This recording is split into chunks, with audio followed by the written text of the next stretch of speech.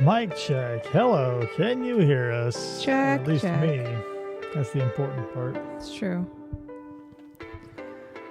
So I'm of two minds.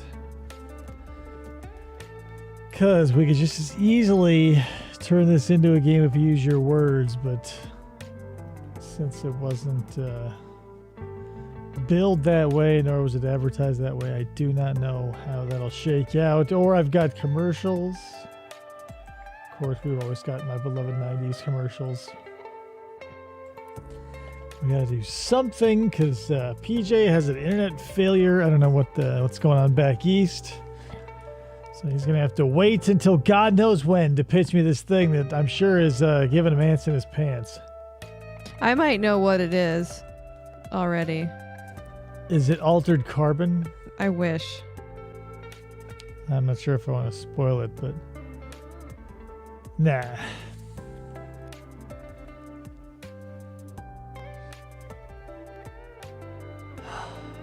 I don't know what to do, what to load up, if we should just sit around and hang out.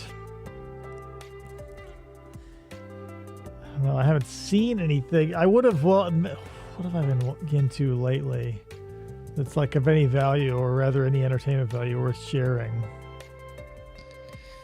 Nothing! Jack shit. I'm watching a lot of documentaries on the rise and fall of various popular YouTube personalities. Which, here's the thing, every story is interesting when it's about a person, or even in the right light, anything can be interesting. So that's why I tend to fall for these documentaries of figures that I'm vaguely familiar with, like they tickle my memory or they're still active today, and I go, oh yeah, what is that person like? So it's nice to hear a story about a real person, however manufactured part of it is, because they're a celebrity or a YouTube star or influencer of any kind. Or there's so many weird people out there. There's like weird parts of the internet that I'm trying to look into, not like too deep, but like weird subcultures and stuff. Maybe I can bring up Shamate, that Chinese fashion statement. Yeah, I didn't do a lot of looking into that when you asked in the Discord, but it just says it's it was pretty their hated... hollow though. Like I couldn't find much on it, so it wouldn't be much of a talking point. Like I think it's cool and I think it's a fun thing that they're doing. But beyond that, and like just calling it what it is, I don't have much to say about it. Because you look at it and you're like, okay, it's a bunch of kids who basically dress like the punks of the U.S. did in the 80s and listen to crappy music. There's no deeper cultural movement, because since it's in China, I'm sure if they even like twitch a political muscle, the government sends someone around with a jackboot to kick him in, and then the second time he just disappeared into the night. Yeah. So it has like basically it's of no substance, or at least none that anybody's willing to share, obviously. Right. So imagine like speaking out to a documentary, be like, yeah, we're against this political issue, and then bleh, dead. Can somebody answer and see, like, can you guys hear us? Kayla, can you hear us? I'm sure. Yeah, I can see the audio thing moving, even Though nobody's answering. And then nobody's answering in chat. I don't know how many people are here. I 3. closed out the window. Trying to get myself in the right mood. Just be like, what are we doing? Yeah. Well, do you guys want to play a game? We can play Use Your Words. We'd need participation from That we just the sort of class. devolved into natural conversation. Now, I don't know what's going on. It's insane. Where am I? Where am I? I guess I could pretend to be PJ and make up a fantasy property. I was trying to make like stupid thumbnails and stuff to get yeah. Whew. Confirmation. At least that part of the technical aspects are working. Yeah. I don't know. What was I? Shit. Well, You can make up a fantasy. oh, well, yeah, like fantasy thumbnails or like pictures or whatever, but I don't know, nothing was striking me, so I only have that barred one that came by earlier. Oh, yeah.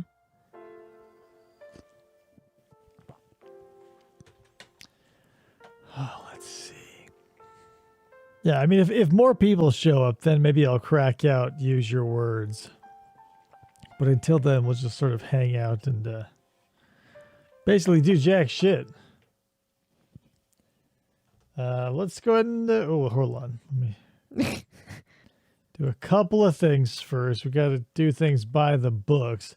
Music's already off. All right, we'll do it. You're listening to FFOP Radio. Reach the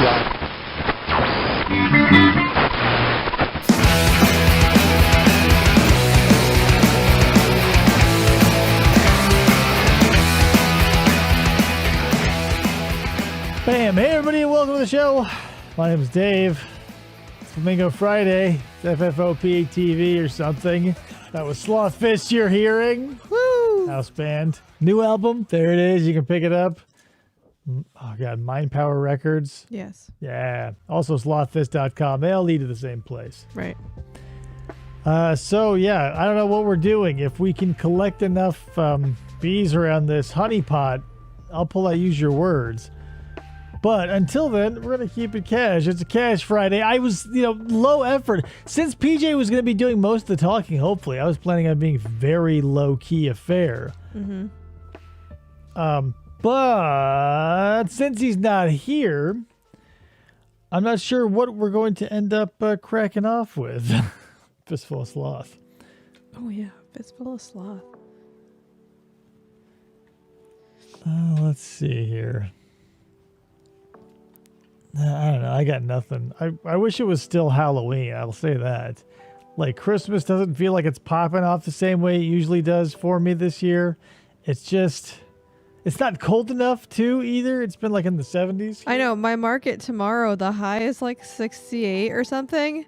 Yeah, it's weird. So it's not feeling a lot like Christmas. And usually voluntarily, at least around this time, if not a little earlier, start pumping in some soft Christmas music to start up the feeling, but I'm just not getting it this year.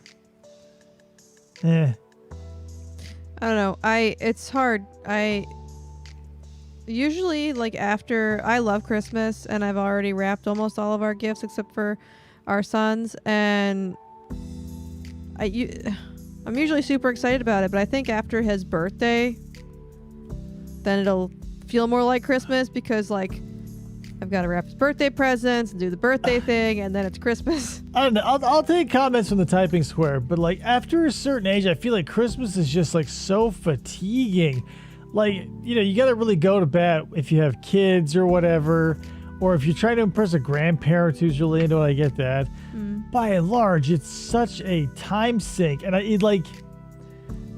there's a bunch of articles and studies about time dilation, how you feel time as you get older, and how it just feels like it's moving faster. And it sounds cliche, but yeah, I feel like that's the truth, because every time I blink, we're down another month.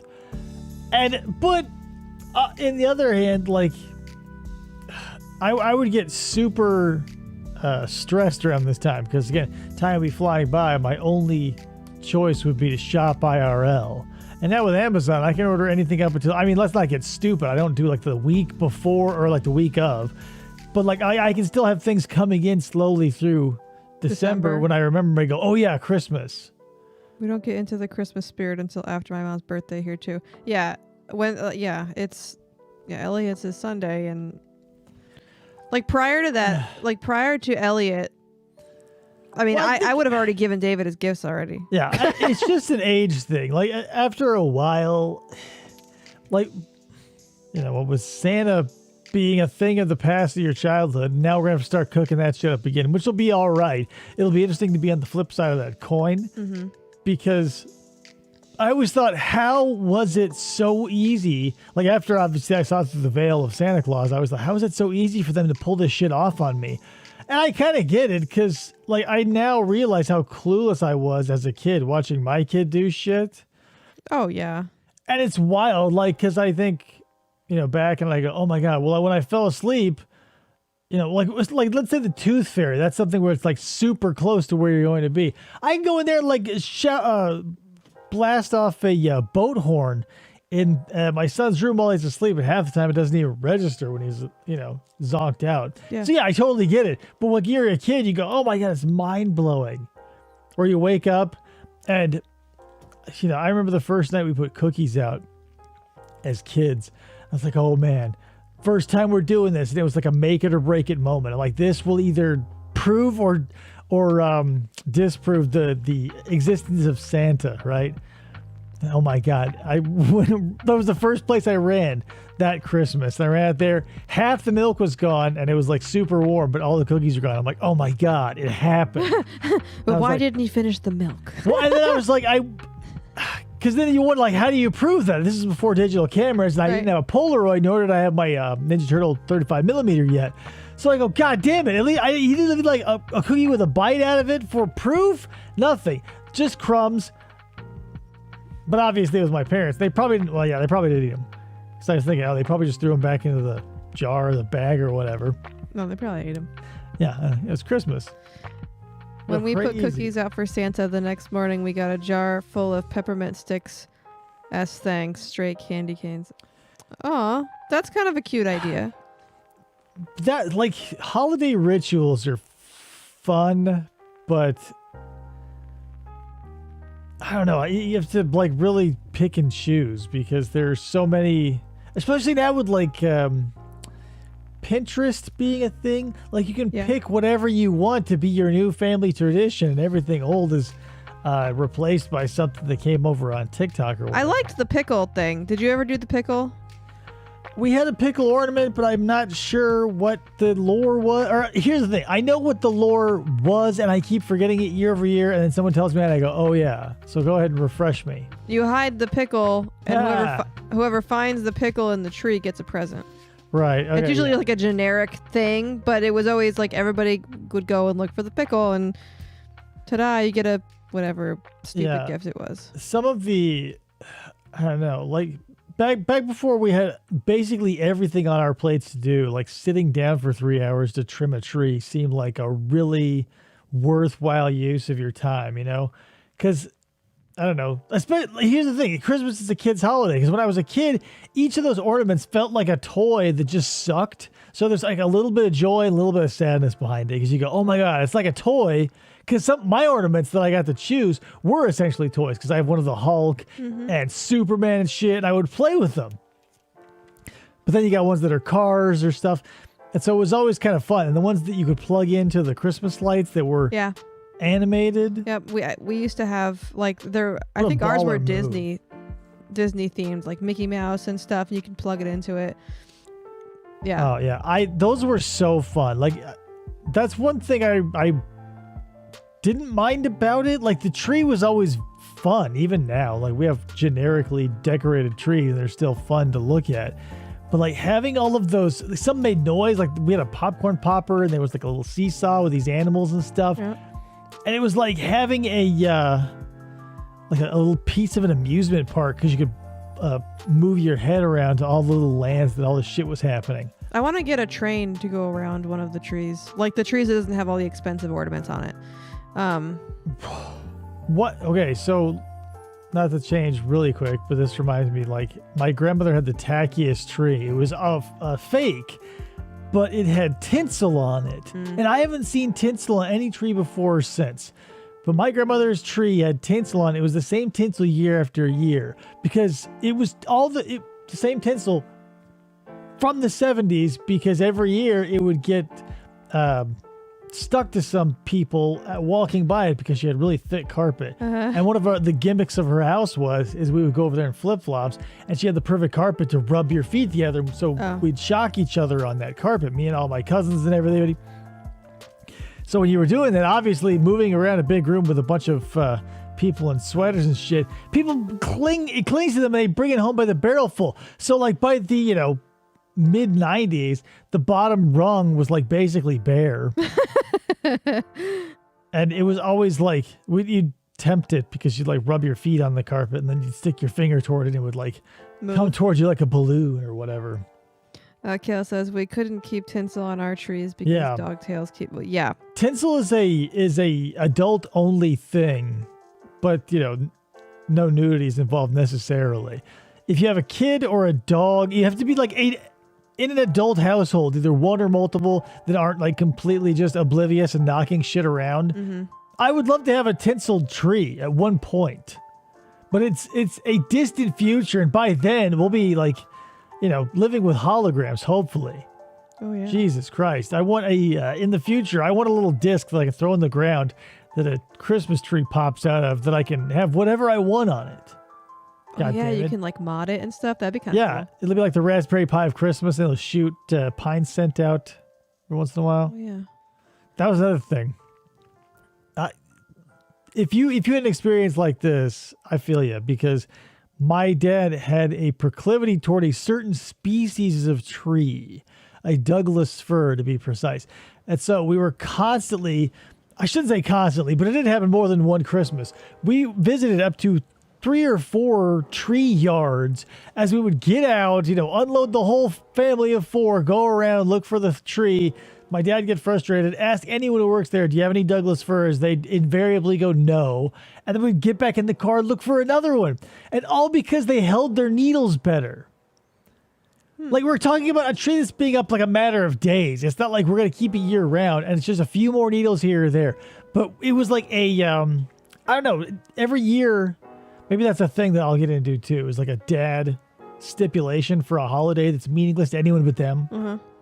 Because that was the thing. Like, we could have gotten a fake tree. We could have gotten any of the other trees of any other species. But no, somewhere indexed in my father's brain, this was the best tree for the job. And he would accept no less. We honestly, like, I remember vaguely we used to go to the same Christmas tree farm because my dad used to work with the guy, like they work at the electric company, and he also had this on the side, and I used to play with his daughter, and I swear those were Douglas fir trees because my dad's the same way. God forbid there's needles on the ground. Not sure why we had a live tree, because he was That's the a thing neat freak, too, is like, but we didn't have them that often. It wasn't every still, year. Like, part of having a live tree, I feel, is like you're bringing the part of nature that is like whatever, like it symbolizes the thing you're trying to make it symbolize and bring it inside. And part of nature is entropy, and so having shit fall all over the place, like, that's part of the fun. And plus it's shedding like the scent as all those things fall off. I wouldn't mind having a live tree one year. I mean, maybe Here. one year, but like it's a distant idea at certain points in your life where you feel like, yeah, all the time in the world. It's like you can't even liken it to anything. Having a kid is like having a million puppies. You can have one kid that takes up your entire attention, because like one puppy you can set down and like put him in a box and take a nap, or like you can't do that at all. So it's like having a puppy that takes up your attention at all times, day or night, that's constantly destroying something or something of that nature.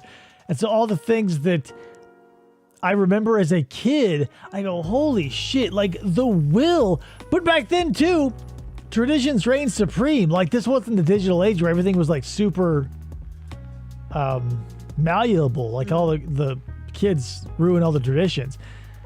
Because like, back before everybody was life hacking shit, everybody was doing shit the old fashioned ways. Like when they would cook the turkey and everything, they'd be cooking all day. And now, because nobody, I'm sure some people still celebrate huge family traditional stuff like that. But by and large, I feel like people have moved on. I think, Or Yes at least and they're no. willing to leech off the family members who haven't yet until they can't anymore. yeah. I feel like that's what'll keep a lot of families together. Is there's one grandmother or aunt or something that'll go Always all do out. all of it. Yeah. Yeah, simply because it's like their time to shine, possibly. Like, and Good on them. I get kind of that pull to be that person sometimes. Like when I did the Friendsgiving, I didn't have to do that, but I wanted to like be that person to bring everybody together. Like, I don't know. It's It's that's the thing. It's fun that you it's not a forced family thing. Yeah, left to your own devices. By and large, everyone will basically just not do anything. But it's kind of a double-edged sword, because with a, whatever, with a, we're having that shift in culture too, because it was Thanksgiving and Christmas were like, it was nothing but family. You couldn't even think of a friend. Oh yeah. When I was growing up, it was always like my grandmother, my dad's mom. We'd always go there for Thanksgiving, I think, or they would come to our house because if one of our birthdays fell on Thanksgiving. And then Christmas, I mean, it was like literally booked. Like we had bookings basically with family. Like we'd go to my mom's family on Christmas Eve, my dad's family on Christmas Day. Like that was the tradition, and we do it all separate because like none of the families would get together, which would be a lot easier. But they say lead, follow, and go get out of the way. Yeah, and that's part of it. It's like, but yeah, we've probably experienced everybody on that spectrum too. Like, because in my family, there's a person who really wants to be the one to like host a big thing, but sucks at putting things together and cooking. And so when you suck at both of those, half the reason I feel like most people put up with their family around the holidays so much is obviously the food. Yeah. And if you got a bunch of good cooks in your family, yeah, you're going to be in a food coma, so you can put up with everybody's unpopular opinions or however you're going to butt heads with your relatives.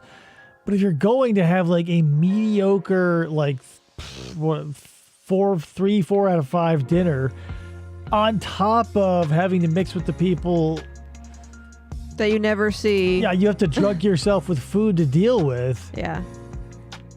That's the thing about that should be the thing about the holidays, is it needs to have that star power, that razzle dazzle.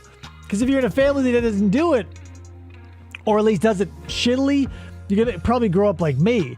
I feel like after my older generation, like I was alive for my great grandparents to be around. Like I got to play Sorry with my great grandmother, and I remember doing it. Like she was in my memory up until like 10 or 11 or something. I don't remember. Yeah, I was around for my great grandparents too.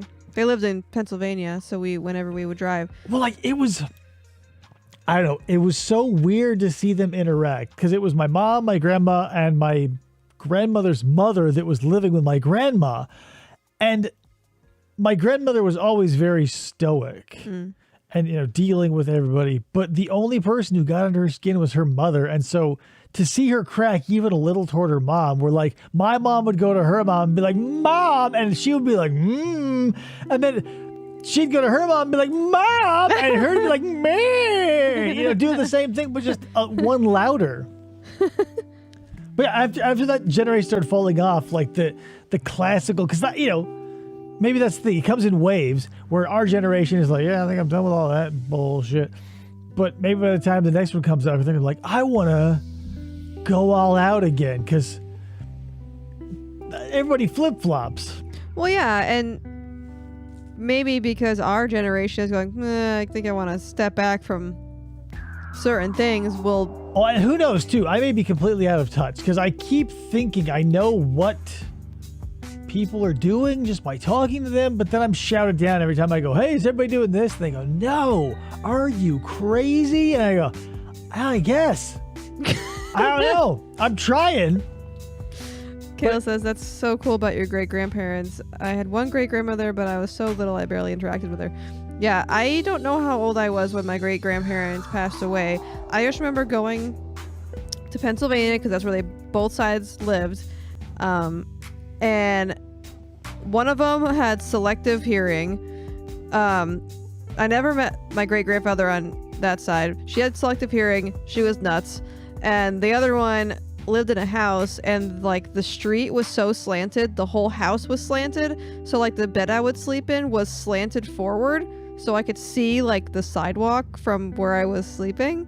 And she used to keep her wigs all over the house, and it was very creepy. Oh, definitely the Tim Burton house. Yeah. Yeah, my great grandmother used to cheat at all the games we'd play.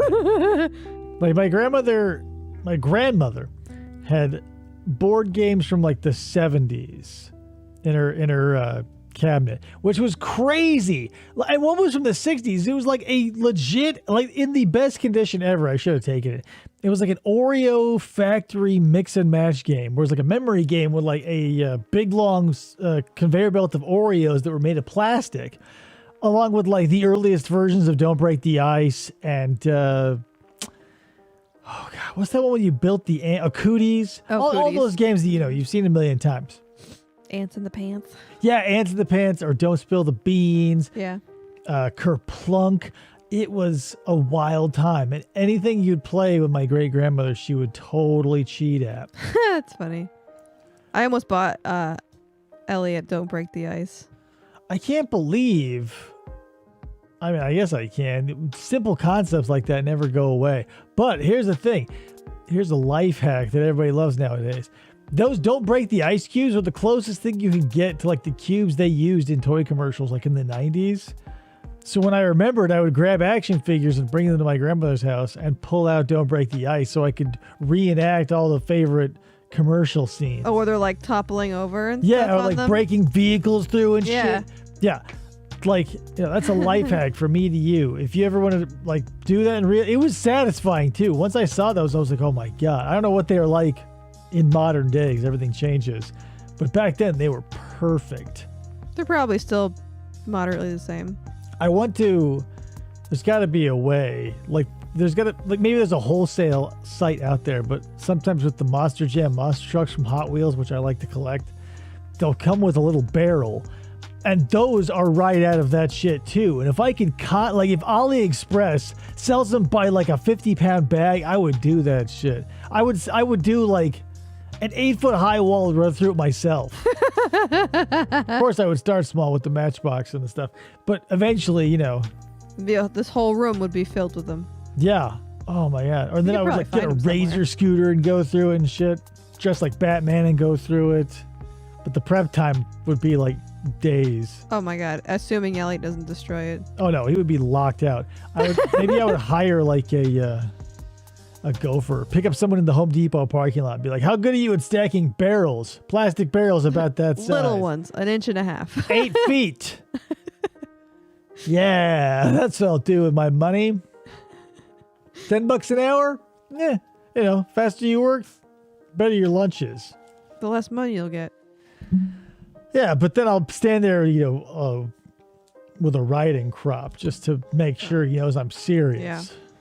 Because I can either be an abusive boss, and who's he going to tell? I just picked him up at a Home Depot. Or he could think it's like a 50 Shades of Grey thing happening, and he'll want to keep his eyes on his task. And his butt. And his butt. Yeah, I'm sure he'll want to keep his eyes on his own butt. Yeah. Just in case. Anyway, what were we talking about? Christmas, and then it turned into grandparents and then great grandparents. I think, I want to get some. Here's all this VR bullshit. Like, here's the thing. Meta looks like a laughing stock, even in their own advertisements. But I feel like if it's going to do something, now might be the time to get in. Because I saw like the headset at Target for like $120 with the hands and everything. Oh. And if nothing else, that is a steal for like a gimmick that might be fun for a couple of afternoons. Like, even for, if nothing else, like stepping into the metaverse or whatever, finding some other Oculus game or maybe hooked to Steam or whatever, like worth the price of admission. I've seen enough people fall over using those things that I'd like to see in IRL, and I know the exact person who would do it too. Wait, I faded out for a sec. Were you talking about brown eyes? What? I'm so ready to get hooked on playing Beat Saber. Oh, Beat Saber VR. Yeah, that looks pretty cool. And that's the thing. There are so many cool gimmicks that I'm seeing. Obviously, the longevity is probably nothing. But it's got enough gimmicks that I feel like I want to jump in. And since the price point is so low, because Mark is so desperate to get that shit off the ground, I'm willing to take advantage while it's still worthless and maybe get a few bucks out of it for the laughs. Yeah. Because I was like, oh my God, they're selling them here now. Because every time somebody I know gets a VR headset, I go, how much you drop on that shit? Because they feel so expensive. Yeah. And these ones come with all the, the two-hand things and the full goggles for $120 or whatever. Couldn't believe it. Wow. Yeah, that's the thing. The high tide lifts all ships. So, make fun of all the people on the cutting edge. They're the ones who get, the fun stuff to us. Of course, they have to go through all of the living on the cutting edge. You get cut a lot. So the ones that don't work out, you got to abandon and lose money on. Right.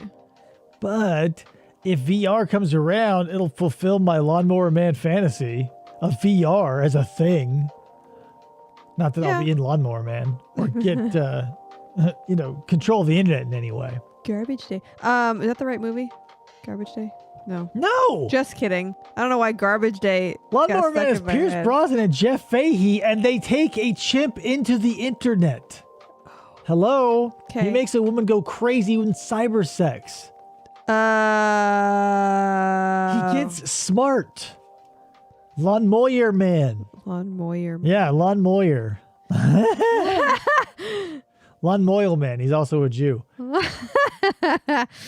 Yeah, that movie. Talking about movies that hit you weird in the right time of your life, or you're soft enough to find them weird. That hit me at the right time. I felt all kinds of weird emotions from that one.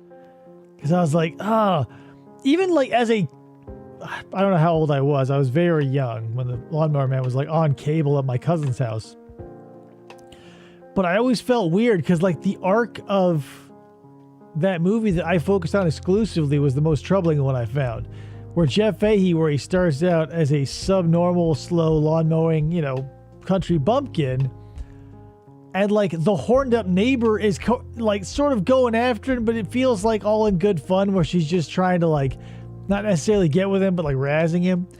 And then to see him get smarter, like get with her and then make her go crazy because he's hyper intelligent by that point. It always felt weird to me that she was like thirsty for the special guy. And that's the thing. Like if your Lawnmower Man who's special looks like Jeff Fahey, I can see it. He filled out a pair of overalls. Was she just like catfishing before catfishing was a thing? Catfishing? This was on the internet.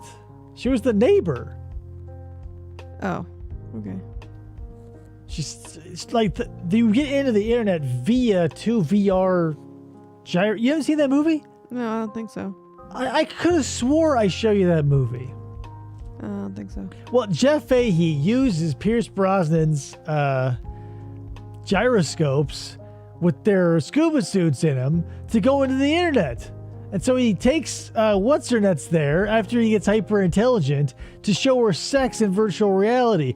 And it blew my mind. It was these two like liquid metal figures. One had, cans that would fluctuate in size, and like there's a giant wasp. And I don't know why he found it sexy, but he did. And it made her go batshit insane because he takes her back home and flops her on the bed like she just had a lobotomy. Weird. When you get smart, you become evil. And here's the thing though, I kind of get all of his violent acts, except, well, maybe he didn't know that she would go crazy. Because he lives in a shed, right? With this, in the back of this church. So this priest basically uses him for free labor around the church and hits him with a belt and shit. And abuses him. His boss basically takes advantage of him. Like everybody in his life treats him like a shitheel. He gets smart, then he gets telekinetic powers and goes on a killing spree, but he kills the people he was, or who were nice to him. Like when his drunk coworker is always nice to him and he gets him killed. I guess he doesn't care, but maybe that's it. It's more callousness than evil. It's a means to an end. Maybe that's the thing. Maybe he's not bad. He's just beyond morality at that point. Because he was too hyper intelligent? Yeah. That always happens to the hyper intelligent.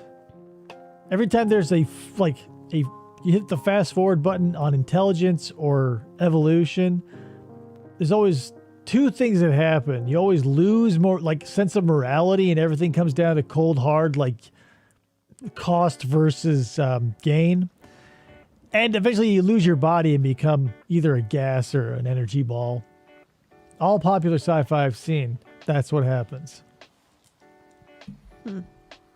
Except in Voyager, where they become salamanders. Oh, but yeah. I think eventually they do. They hyper evolve someone into a light beam. Chakotay.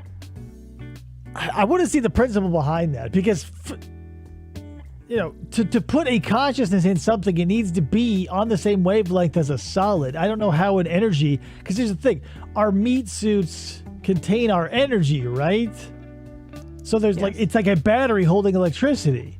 The chemicals that make us are held within a physical being. So like a burst of energy holding like a complex consciousness seems bizarre to me, but sci-fi seems like to tell me that it's like 100% legit. Hey, do you want to talk about your theory about cars? Which one? That there's slugs in their bodies, in their cars. Oh. I mean, I don't know how controversial it is. I haven't gone looking around, but I can't prove it because, okay, in Cars on the Road, it's an expansion of the Cars universe, right? You have Cars 1. It's fine. Like, it's a kid's movie. It's got some plot holes. It teaches some terrible lessons, but it's fine.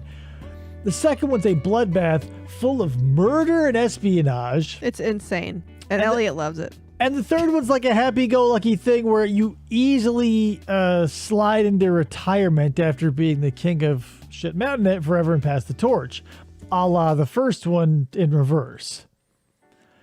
And I was like, what is going on with the history, the evolution, the geology, the morphology of these things? So Cars on the Road, come to find out on Disney Plus, fills out a lot of the lore, but also a lot of questions arise. Case in point, I'll get to the slug thing in a minute. First episode of that thing, they go visit a theme park based around dinosaurs or dino cars or dino autos or whatever the fuck they're called. Doesn't matter. But they've got recreations of these long dead beasts. But here's the thing, they're just cars essentially still. Why can't you throw a new motor in them? And how do we have them whatever. They probably don't exist, so these are all fake recreations. Let's say that. Moral of the story is cars exist, and ergo, gas needs to exist. So we have a paradox. Gas arose because the combustion engine was there and needed it, so they arose mutually, right? Mm-hmm. How do you get gas when all the sentient beings are cars? Who bumblefucked their way into refined gas and also have enough time to find it and become dependent on it before running out of it, learning how to make it yourself, and proliferating, right? What's going on there? So the dinosaur episode sort of fills in some puzzle pieces because we see these life forms eating one another. Or at least it's implied. Yeah. The larger carnivorous, or whatever, however you want to call them, because they're not eating meat. Carnivorous. The carnivorous dinosaurs are eating other dinosaurs. So what am I to infer here? Like, do they have a stomach where they're churning these other into gas? Metallic beings into some sort of chemical battery? And are the herbivorous cars doing that with grass? And at what point does gas become a thing? And do they have to evolve gas tanks? Wild gas is it's a product that is refined from a crude substance. Like crude oil and coal, like those are whatever you cannot use them as is. And so having a species of living organism, no matter how complex and varied, live off of something that needs to be produced by a highly complex species it's not a thing. You can't do it. Well, and then there's, like, you bring that up, but we've also brought this up before about they can move around without turning their engines on. Okay, so then there's the thing. I have turned this over in my head. No pun intended. I'll feel like, yeah, you're right. So here's the thing. The engines in these things might have occurred as a product of evolution. Because if before cars evolved in their current form and they were essentially mimicking dinosaurs and or other, because I mean, we have bug cars flying around and shit, and unseen but mentioned crabs in the third one. Yes. it's possible that as, however they were shaped evolutionarily to get on, no, because they were always on four wheels. It was just the carnivores that had two, so that's blown out of the water. Why the need for engines? And then why?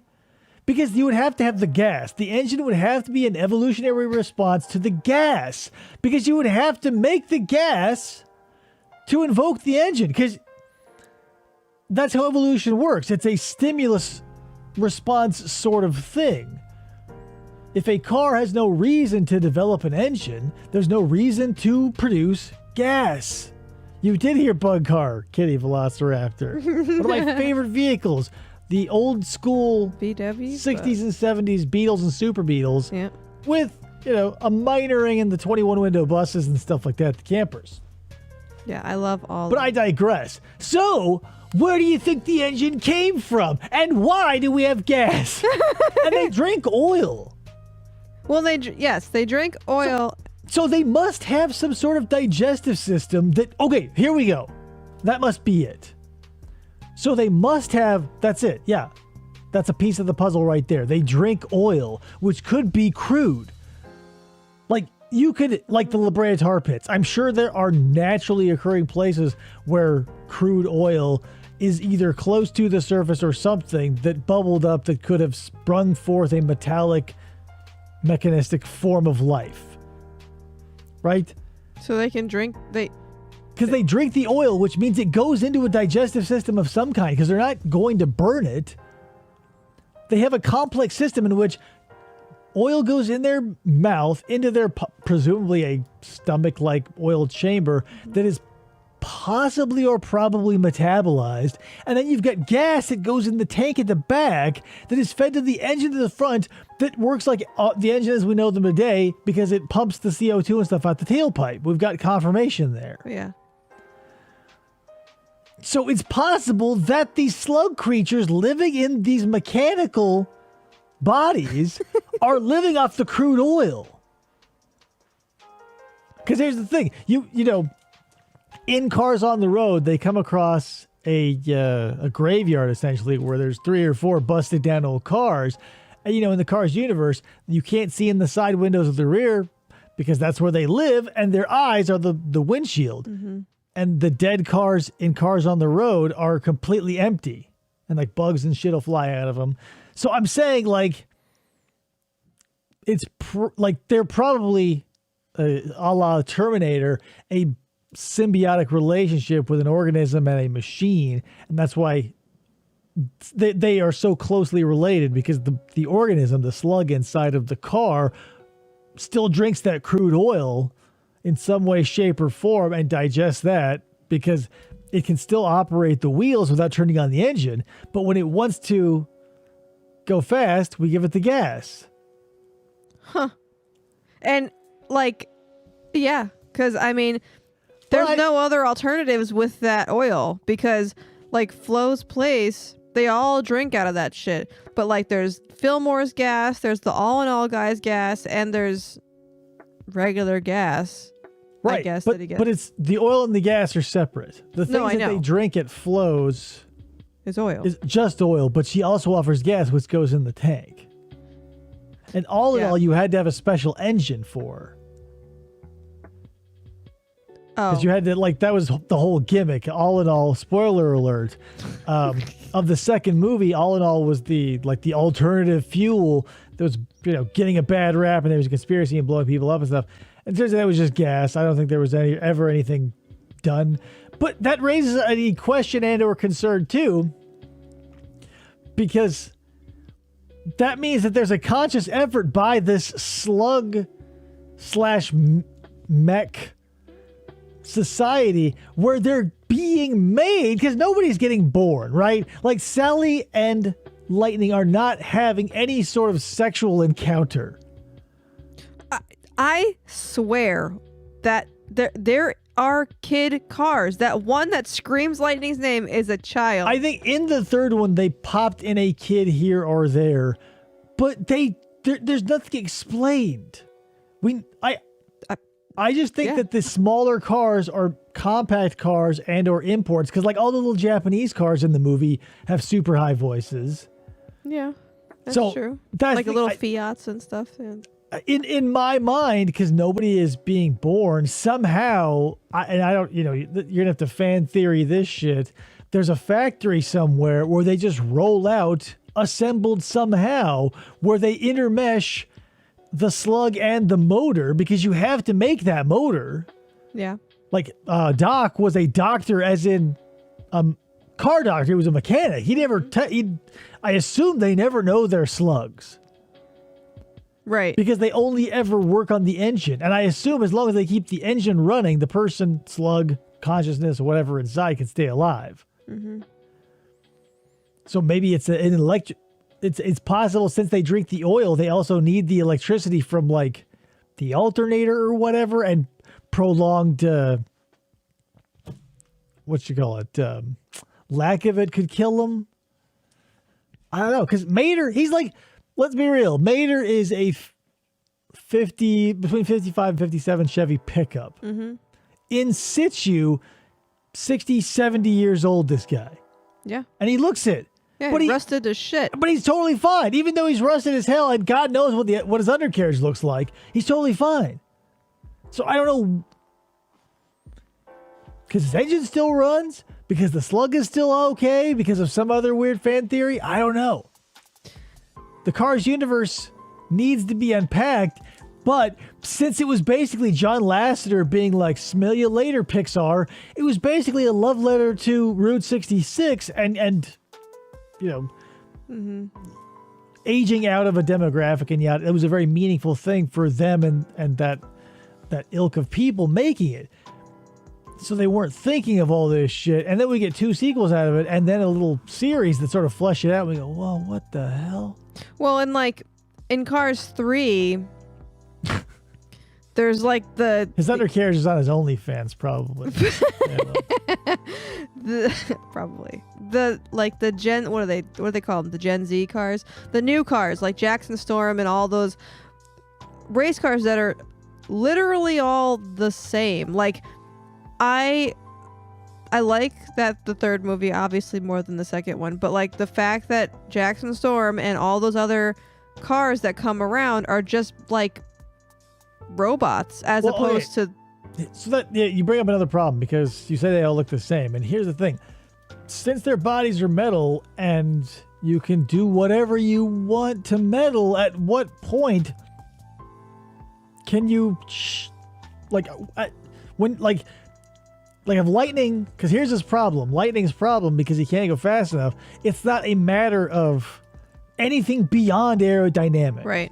because the combustion engine combined with however many gears you can put behind, blah, blah, blah, blah. There's a physical limit to that shit. And so the next generation are essentially exploiting a smarter design of body, not necessarily of engine or mechanics. Which is fine. But here's the thing. Why is it impossible for Lightning to get any sort of body work done, add something, close off those open wheel wells, put on a fin, any of that shit? Right. And why is, if they're all training the same way, why can Jackson Storm go 210 miles an hour and the other underlings that are the same exact thing not? I don't understand how they can get faster at all. Like, I understand, like, a physical organism, when you put it under stress, it will perform better the next time, and so on. Mm-hmm. A mechanical object loses longevity, it loses performance, it loses it over time. It's not like a self-replicating, self-repairing system like a living organism beyond a certain age. Like, this is doing nothing but causing wear and tear and making it worse. Right. But that's not explained. Right. And why, for when Lightning goes on the simulator for the first time, why? I mean, I get it's not being on the road itself, but it's still like, I don't know. It bugs me when he blasts through it because he can't figure out how to use it. I know well, they're 'cause trying to it's make just- it sound like he's old. It's just like a grandpa moment. But, that's just it. There are so many things you can pick apart, because look at it like this. in the second one, Larry the Lemon, like he's constantly breaking down places, and that should be completely terrifying to one of these creatures, if any of these theories are true. Because if the engine breaks down and he can no longer possibly generate the electricity he needs to stay alive or whatever, get to oil, if he's got to roll places, I don't know what their metabolism like is like. You know, hey, maybe it is no problem to lose your engine because you can roll slowly places using your will. Or oil. But he was leaking oil that time that he... Right. And then Ramon becomes the mechanic. Yeah, everything is just treated like... and that's the thing. Everything is done behind the scenes, too. If you want to bring up Ramon, how does anybody hold anything? Like, on the outside, we see everything is operated by foot pedal, right? Yeah. But in a job where you've got to hold something or pick something up or manipulate something using a tool, it's just like magic. Well, yeah, because how do they turn the TV on and change the channels? And like, if Sally works at a goddamn like Cone Motel, how does she get the paperwork done? Who signs it? This is a culture that would need to have been built on a progression of technology. And all they could have done was jump immediately to computers. Because you would need something dexterous to manipulate things if all you have are tires. And P.S., where are your tires coming from pre-industrialized? Like those dinosaurs, they had tires. Who made them? They didn't have any intelligence. They were essentially animals. Like all dinosaurs were. Like they have so many, like, what do you call them? Not expendable, but... usable. They're not perishable. What's the word? Disposable? Not disposable, but they're meant to wear out. Oh, like your tires, consumables. That's what I'm looking for. You have consumables, tires. Your gas obviously is going to have to be replaced all the time. But if you don't have an engine, whatever. Do their headlights ever go out? Yeah, they're still having to keep up, like maintaining their body. And imagine being in a position where you're constantly having to replace your arms and legs. Right. And if you don't, like, then what? And like, do you feel pain? Because Lightning had two of his tires pop, and I get like those might not be painful because they're... Well, because I don't think, because that's I don't think there's any nerve endings anywhere. I think the reactions in the ow are just throwaway stuff, because why would they? Like when you pull off their rims and tires, they don't go, oh God, the pain. The rims and tires are not part of their body. So how is that? Well, and yeah, cars are the multi-generational future result of Transformers. The Optimus Prime era had humanoid bodies and hands and built the world, and eventually, as new generations come, the populace got more lazy. They evolved less of a need to be humanoid, just like a T-Rex evolving, not needing arms. I don't believe that shit. Here's the thing. I would buy any sort of magical bullshit, because Disney is great at magicking away like ridiculous bullshit, because we've come to expect that. They tell fairy tales. So any sort of like magic or lightning strike or theory could be, all of the background details they threw into these movies. Like, it's impossible to think that they couldn't have stuck in a backstory. But again, it's like, who cares? It was John Lasseter's like last Pixar movie, so he's like, smell you later. He wasn't like, oh boy, this is Toy Story 1 and we're gonna have to build an empire off it. He's like, I'm out of here. And that's why it's kind of like, for as flashy and fun as Cars is, I mean, it's kind of shitty. Like, I don't know. I like the Cars franchise. I don't like Cars 2. It just doesn't teach very good lessons. No. And like David said, Cars 2 is full, it was like, oh my God. Cars 1 and 3 start with a race, which is what it should be for what the kind of movies it is. The difference between, hopefully this hits because everybody knows this reference, but the difference between Cars 1 and Cars 2 is the difference between Halloween 1 and 2 and Halloween 3. Like, it's like Michael Myers, whoa, he's a killer, yikes! And then 3 rolls around and it's like, Stonehenge? Rubber masks? What? That's what Cars 1 and 2 are. Because it's like, you're set up for like the hero's journey. Racing is a competitive thing. You're a car. Go for it. And then 2 is like... The main character's not even in it for 10 minutes. It is. At least. It's so rough. I thought it was a joke. I thought the first time I watched Cars 2, I thought we were going to pull out and it would be Lightning and Mater, like at a drive-in movie watching some bullshit. Yeah. But then it's like part of the reality of the universe. So I go, oh my God. It's weird. It's terrible. It's not great, but... And then 3 comes along and introduce all these annoying characters who are just as like unentitled as Lightning to any of his accolades, but still demand it. Except for maybe Cruz, who's just like a whiny tool. I love it, but I'm just obsessed with Cars, so it's a given. The Cars universe is like my dream world. Oh yeah, don't get me wrong. Aesthetically, holy shit. Like what a beautiful world to live in. Yeah. I was highway. Oh yeah. That's why I think it rises above all of its shortcomings. It's better than the sum of its parts because I don't know. There's something about the way Lightning is shaped. It's a very pleasing. Like it's not a car you've ever seen before, but it's an amalgamation of all the cars you ever loved growing up. Yeah. Like it's nice and it's not. You know it's a race car. Yeah, you know it's a race car. It's nothing recognizable by brand, so it appeals to everybody. And you know, I get it. And it's a beautiful, like all the neon and the nostalgia and the Route 66 and being in Arizona, having a fair chunk of Route 66 still available out here in patches, you know, and having had multiple opportunities to go over it, it is awesome and I love it. And I would love to live in that world. But Porsche 911 front. Oh, yeah. And back. Oh. Yeah, Sally was definitely amalgam. Yeah. Yeah, it was that and that's part of it too, is like they're cartoony versions of, and if you like that era, like holy shit, what a double dip, right? Because if you're into the between the 50s and 70s, automotively speaking, like I am, all of those exaggerated fins and bubbles and sharp corners and stuff, depending on the decade, are just like slammed in your face in those movies. I love the Doc Hudson's car. Yeah, they're beautiful designs, and that's the thing. Since again, it was like Paul Astor being like, "Isn't it sad to be nostalgic?"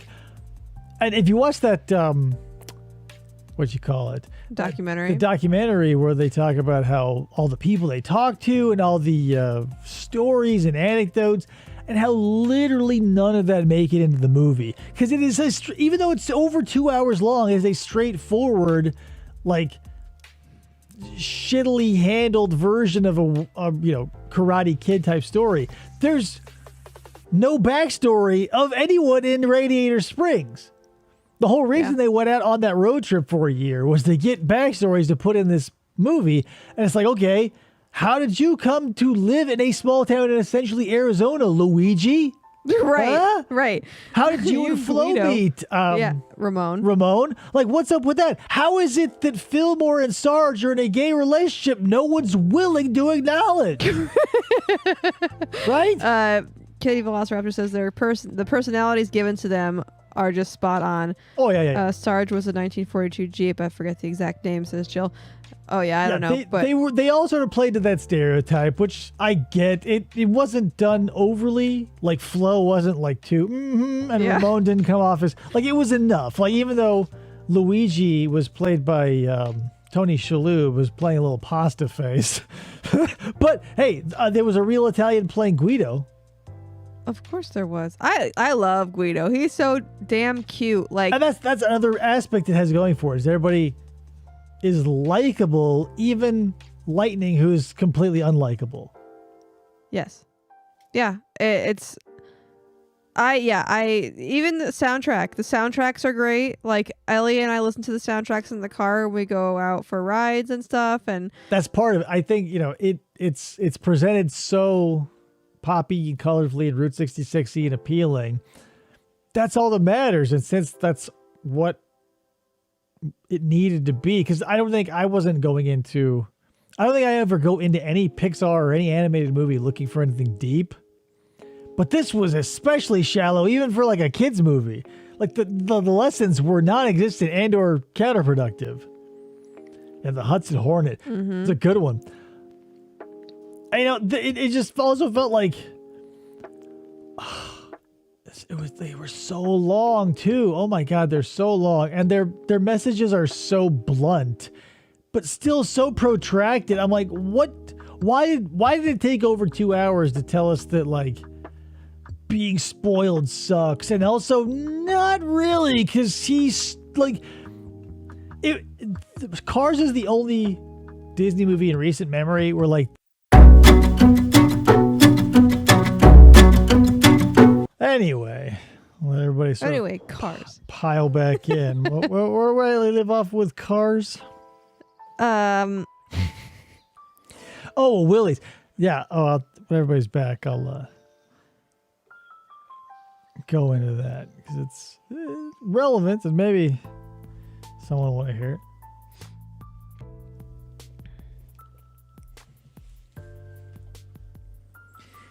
it. Oops.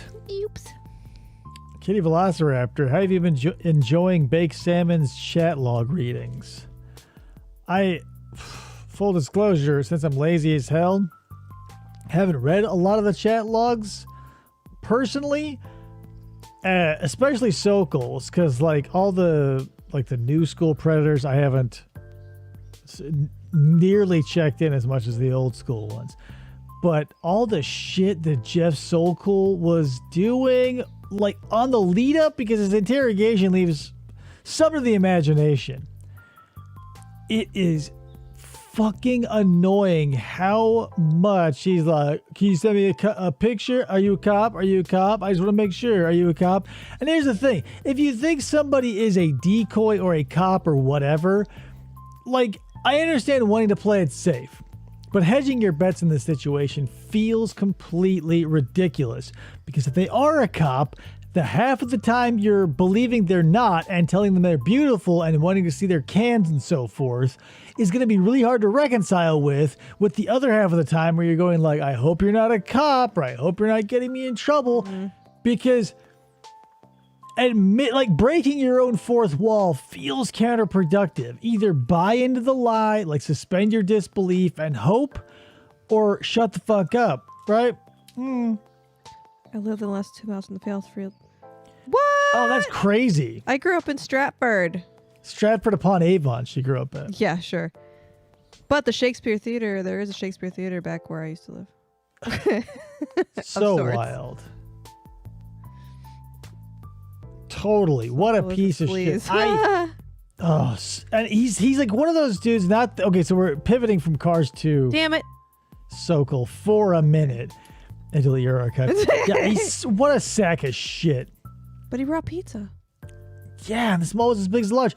But like the whole like victim card, and it wasn't like, it was more than one victim card. He's like, I got a CD, I got this, I got that, blah, blah, blah. And was it what? Oh yeah. Oh yeah, it got burned down. I forgot. Yeah. Yeah. So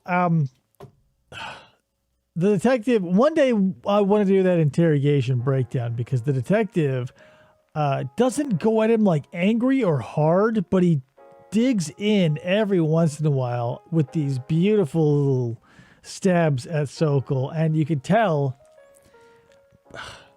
he's one of these. Yeah. Oh my God. Go ahead. What a slice. Go ahead. Have a bite. What a sack of shit. Sokol made it into my slideshow. He did. A couple of times. Yep. But yeah. Oh my God. Anyways, yeah, there's Cars in a nutshell. If you haven't seen it or heard it or gotten into it. And it's a brand that has stayed around. I was worried that, because, a lot of these things, they come and go, like Pocahontas. Like when I was a kid, it was every year it felt like there was a new boom, a new Disney thing, and a new round of toys, and they all fell off after a year or two. Like, how are you gonna find a lion? Like, obviously now there's a re-release, but like before the remake, where would you find a Lion King toy? But Right. Cars, what a layup too. You just like farm out the licensing to somewhere, and there's always gonna be a place because toy cars are always popular. And why not double dip? Like maybe when the IP, is low to or lower to like license from Disney, because it's like whatever, some place in China or Mattel or Hot Wheels can license that shit whenever they want to like pump out a bunch of new stuff. And like it's not gonna go bad. Like IP wise, like there are some things that are always going to sell. I've like off camera in my storage closet over there, I've got a collection of Hot Wheels and Matchbox Batmobiles because it's a property that's always going to be there. Mm-hmm. Like Yeah, I was like layup. surprised when we went to Target and I found a whole section for Cars toys because it was early 2000s it came out. yeah. Well, 2006 was the first one, and I can't believe that Cars on the Road, like, despite its attempt in every episode to be like, it's gonna be a series, one season. Yeah, I wonder why. I don't know. It was pretty. It's good. Like it's not a bad. That's the thing about it too. It came around and filled out a lot of stuff, even though it caused a lot more questions. It did flesh out the world and the universe of Cars. I feel you. Kitty Velociraptor. She never liked Disney movies as a kid, never into princess stuff, and hated animals dying. I wasn't a huge like Beauty and the Beast. I loved that movie, but not like for its principles. Like I just liked that was probably my favorite out of all of the movies because the Beast didn't die. Like well, I mean that was a rough one though because yes. Gaston. But I was never a super big fan of Disney movies and also not a huge fan of musicals. Mm-hmm. But if you came up in the time of Disney clamshells, you were fucked because the Disney vault would open and you would have 6 minutes to grab Aladdin or whatever. I hated Pete's Dragon. Little Mermaid. When I was a kid. Oh, but that was from the 70s. Still, I'm talking about yeah, the new age of. And that's what I'm saying. Nothing has the same longevity. Maybe Toy Story. Yeah. Because all of their when you're basically dipping from the free mythology and or fairy tale bucket, sure, if you're big as Disney, the first round of merchandise is gonna go gangbusters. But the legs on that kind of shit aren't there. If you've got a car or you make a movie built around toys, whoa, nailed it. Disney had more than animated. Condor Man was a live movie about a comic book artist who lived as his character. And no singing! Yeah, but I mean, when we were coming up, you got to take in the movie theaters to see something Disney. It was going to be one of their animated features. Yeah. Or whatever, their live... I never saw any of their live action shit, I don't think, growing up.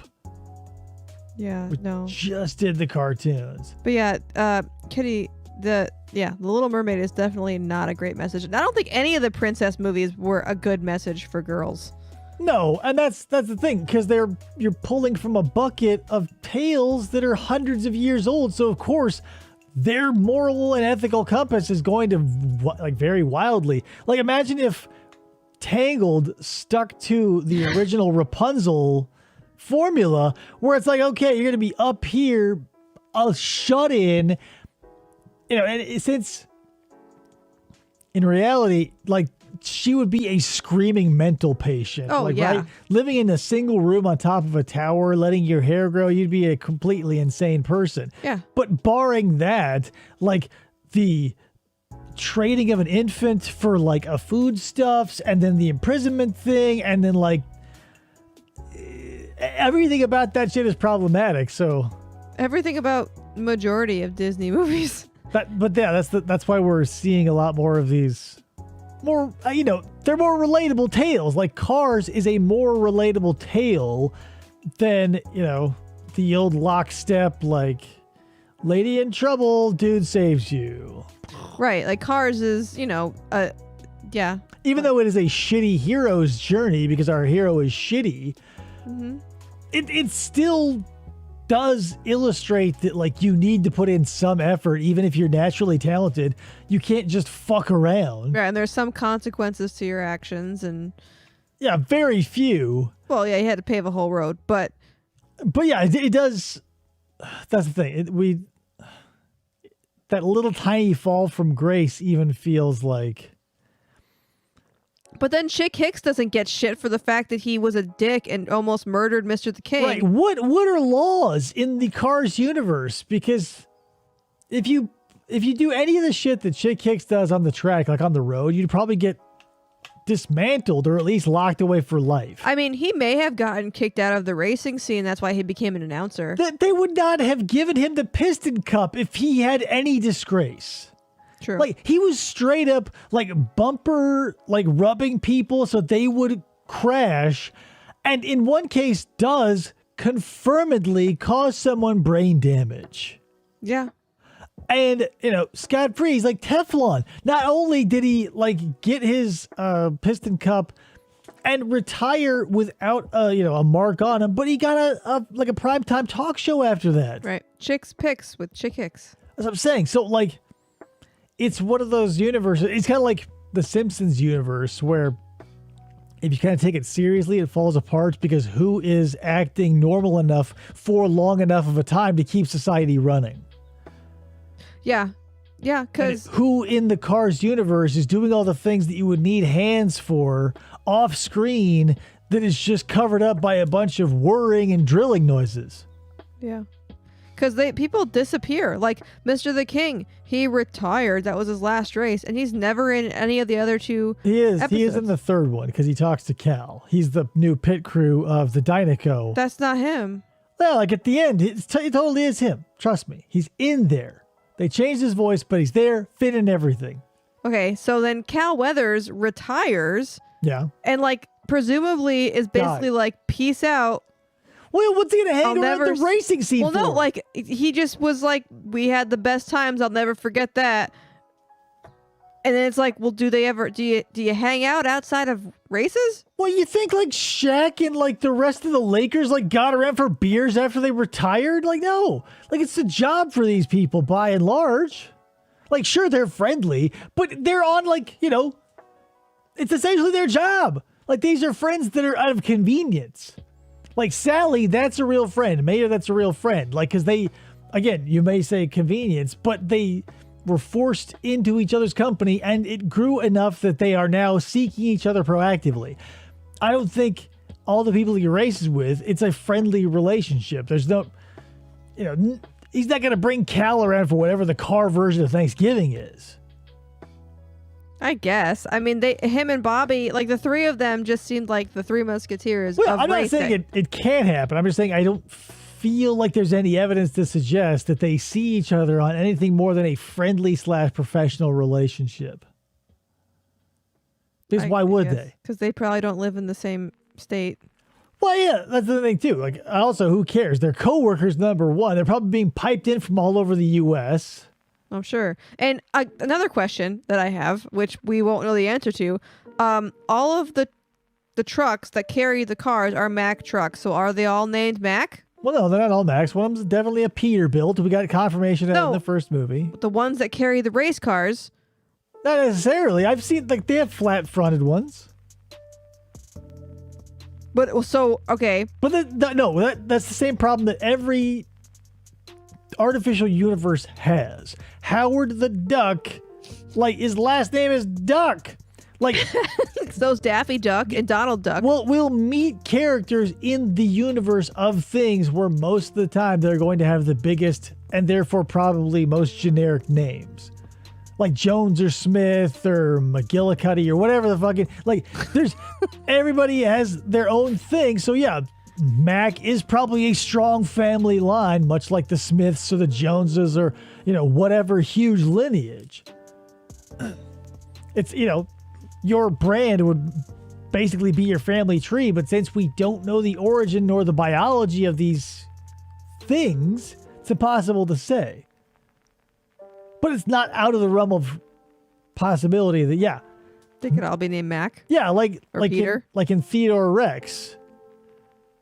Everybody's last name is Rex if you're a Tyrannosaurus Rex. Who knows? We only get to see one of them.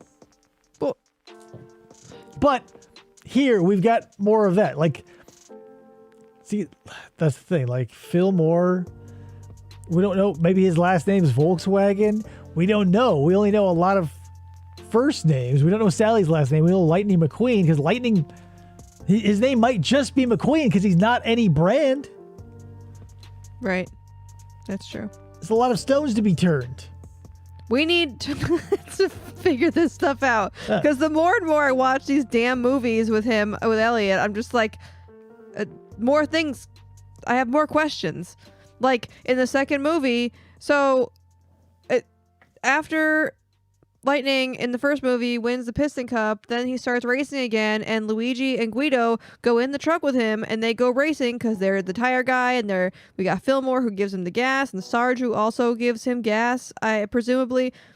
But then he comes back in the second movie after he wins another Piston Cup, and they're like, "It's great to have you back, but you were just there with him when he won the Piston Cup at the race because you do all the things for him." So I don't know. I think there's a time break between 1 and 2 because how many Piston Cups does he have canonically? 4. He has 4 Piston Cups, but in the second movie... But he's raced for 11 years. And in the second movie, I think it's not literally like the next year, is it? It'd be 4 years because it's one piston. You get what's one Right, year. but I'm saying, like, I bet, because Luigi and Guido still have to run the tire shop back in Radiator Springs and also somehow put in part-time at the bar at the hotel Sally owns. Well, that's the thing. When he gets back and then, Mater is on the phone and he's like, "Oh, he'll totally race you, blah, blah, blah." And then he does. He's like, "Well, my pit crew is off for the summer." Well, yeah, because they're in the off-season.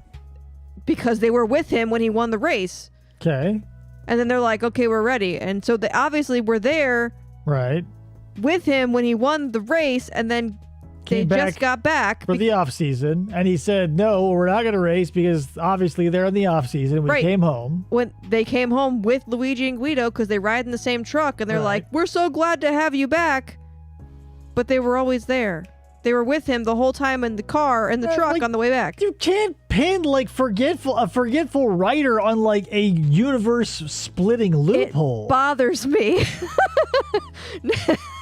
Because it's possible that they got back early. Like, if since they're just the pit crew, it can be presumed that since Lightning is the star, he would send their asses back either on a bigger bus or another truck or a plane or something while he did like a press tour. Because if he did win a Piston Cup, there'd be a lot of glad handing, a lot of fucking photos and endorsements and shit. So he could have been like, "Hey guys, I've got another month of fucking work. Why don't you go back home?" Because there's no pit stop for a commercial that I'll be shooting. Or putting his face on a mud flap or whatever.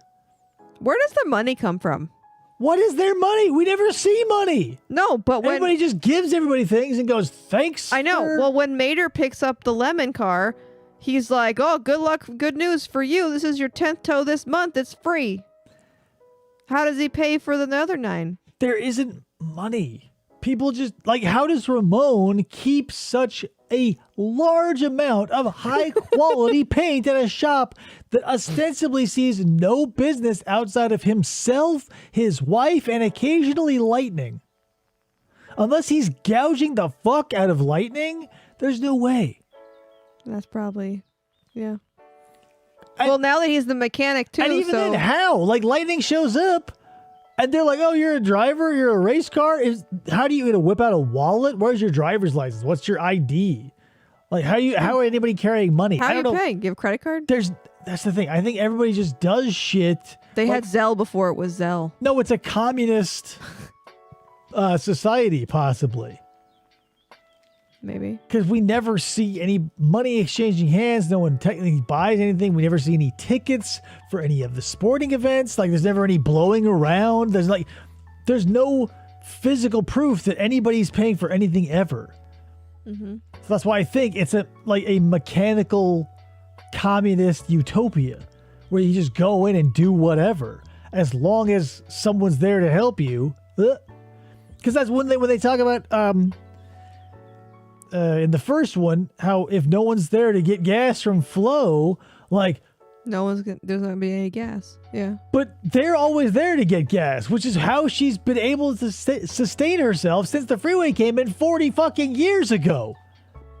Yeah. Every other business didn't die simply because, like, they weren't making money because there isn't any money. They just got bored and they were like, I want to go do something.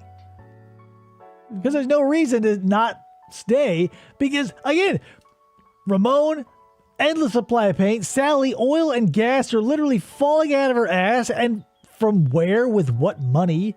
Like, the selection at Guido's Casa de Tires is impeccable. He carries nothing but the best of the best. And how? Luigi's. Yes. I don't know. Luigi's. He's got Ferrari tires. Yeah, White like, walls. the white walls are the ones like that look like big Italian cheeses and shit. Yeah. Like Fillmore, Sarge, they arguably see no business. I can see Luigi and Flo, you know, they're going to be the ones that if anybody needs anything, that's where your revenue is going to come from. I don't know. Sarge might be like wholesaler. He might be a wholesaler. I'm sure he is, but who's he selling to is my point. Like if you're driving through and have to stop for gas, you're not getting like, oh, yeah, while I'm here, I need some army surplus. And what is he selling? Pants? Those binoculars? Shoes? Like what consumables? Like would you buy army tires like you would buy boots? It's like MREs that are made of like oil and Which would just be oil. Like it would just be in a different package. Like what's he selling? That's the thing. This place falls apart. Unless you're buying like gun replicas or whatever. But again, since everything's free and everybody's just doing this shit for the fuck of it, like it's kind of like Star Trek in that your currency is clout. yeah. The higher you raise in the rank, the more respect you command in a society where there is no such thing as, you know, everything is producible via the replicator. Your currency is you, and that's what we have here. That's why I don't think anybody is a fuck up at their job. Everybody is trying their hardest. There's no one in that universe that isn't doing their damnedest. Mater, after 70 years, is still towing people around the desert. Yeah. It's because what else do you have? There's no such thing as money. All you have is yourself. That's why it's so devastating for lightning to be, you know, or any of those razors to be cast aside. Because all you have is you. Yeah. And Think about it. like in the third movie, you never know how old these cars are because like in Cruise, You kind of do. I mean, you do, but like Cruise is like, I grew up watching you to Lightning, but Growing up, what's that right. in the car world? And like nobody talks about parents, like you said. And Right, because I think what happens is whatever intelligence is at the helm of this evolutionary chain is simply cranking out these life forms from some bizarre factory with a basic amount of programming yeah, and then because like, releasing them into the wild, as it were. because like in my head, Cruz is younger than Mr. Sterling, but Mr. Sterling also grew up watching Lightning and maybe Doc Hudson. I don't know. It's kind of murky. Well, because you're going off of like voice, Yes. possibly, and that's the thing. These are cars that don't exist, so they just exist in whatever year they're sort of future cars, so we're getting Well, murky. And you've got Cruz, who's a trainer, quote unquote trainer / and racer, and then Mr. How? Sterling, who's like an older billionaire in this world because he built this giant. I don't think he's an older billionaire. I think he's supposed to be like a younger playboy billionaire who just like whatever lucked into money and then just bought a racing team. He's like in the 40 under 40 club. Yeah, or whatever. But that's the thing. It's like we don't. And for what? If money, because that's the thing. He's selling stuff like mud flaps and oil and shit. Mm-hmm. So there must be an economy out there that something is exchanged, but what and how? I think he's just charismatic enough to get enough people to do what he says to create a company that builds products that puts his name on it. He just has a cult of personality in an economy without money. Mm-hmm. But he sold Rusty's to Rusty, or he bought Rusty's from Rusty and Dusty. Yeah, well, and he probably just talked him out of it because what's he going to do? Yeah. They own the most lucrative brand essentially in this universe. And he probably just like, hey, let me deal with it now. And you guys can go rest. Your guys' that's the thing. You can sit old. back. Your reputation will go down untarnished because your reign was full. And, when you have, when your currency is reputation and you've got a racer or anything who's long in the tooth and someone looks to take that on, you go, yeah, sure. Yeah. Just because money isn't involved doesn't mean the principle behind it isn't still there. But that's where we're at with the Cars universe, people. I think that's probably going to do it for this evening. I want to know how Doc died. That's what I want to know.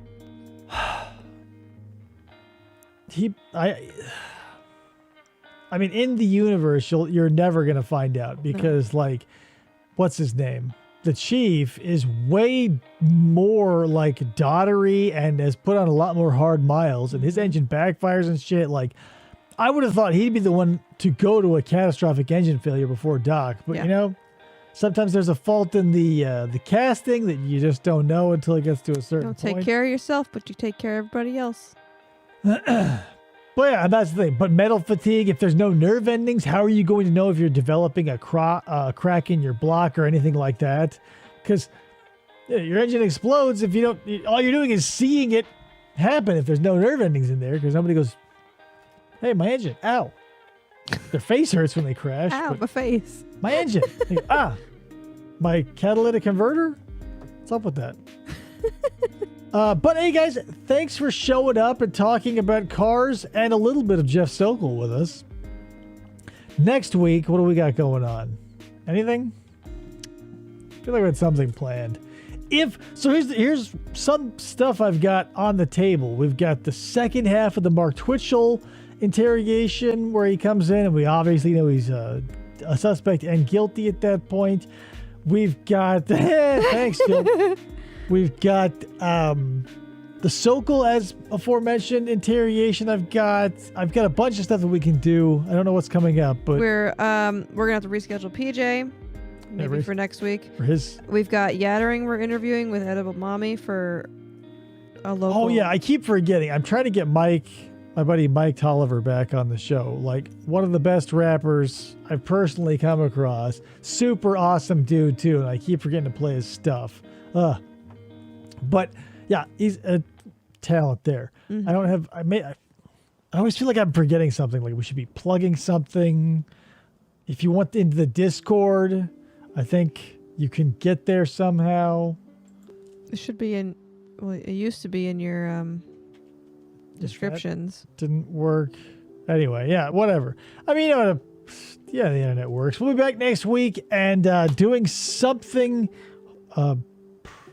that won't fall out. But you know what? Here's the thing: when you have a show, and since the internet gives you access to literally anybody, you become accustomed to it. But internet still goes down places, and here we are. I'm going to have to watch it. Where what, Jill? Where what? Yeah, where what? Our Discord is FFOP Radio. Yeah, I'll have to. Yeah, it's always fun. And if you want to, we can always... Cars is a never-ending well, but if there's any other universe out there you'd like to hear overanalyzed, I can do it. Ninja Turtles is a favorite. Yes. But yeah, headcanon is one of my favorite extracurriculars because it's free, and as long as you don't write it down, you're not a weirdo writing fanfic. Am I right? That's the Discord, our Discord channel in the chat. Yeah, I'm always getting harassed and harassing other people. It's fun. Maybe getting trolled. Sometimes trolling. There's memes to be posted. Oh shit. Overanalyze Charlotte's Web. What a sad story. But we could, because there's a lot going on there where the farmers, had they two brain cells to rub together, and maybe it's a product of the time, because a dirt poor farmer back in the old days, not experienced with the internet and all the crazy shit that can happen, your mind's not going to be open to certain things, right? Because I feel like if you're coming up, let's say in the 40s, and all you know is growing up on a farm, you're not going to have a wide swath of experience that the internet like TikTok or Instagram can give you. So you're not going to be on the lookout for weird shit. Like if you look up in the corner, you go, oh, that's something shimmery. It looks like a spider's web. You know, you're not going to expect anything like words. So she really had to break her ass to get them to see that shit. Yeah. Plus, dear God, that was at a time when you could, like, kill characters and then imply that others were definitely headed towards certain doom. Yeah, kind of. But we could. Thanks for joining the Discord, Jill. Yeah, thanks. Let's, Fun. has her own internet web. Oh. Very small network, though, Yeah. obviously. All right, let me get out of here. That is it. So until next week, and I'll figure out what we're doing. Something fun. I'll catch you guys on the next one. Take care. Bye.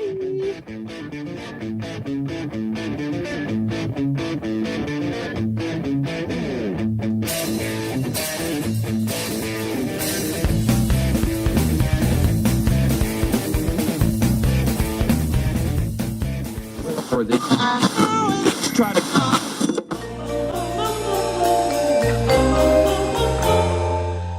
Fistful of Podcasts Radio.